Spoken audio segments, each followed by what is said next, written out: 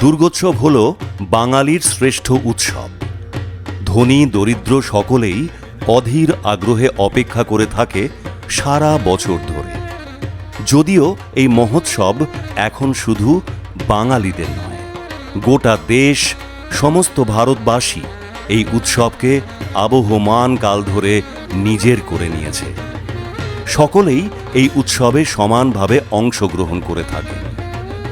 স্নিগ্ধ মধুর শরৎকালে যেমন প্রকৃতি আনন্দে মেতে ওঠে, ঠিক সেই রকম মানুষও সার্বিক আনন্দে মেতে ওঠে।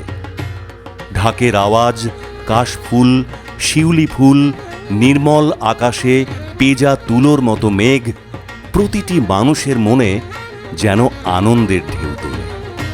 মন যেন কিছুতেই ঘরে আটকে থাকতে চায় না।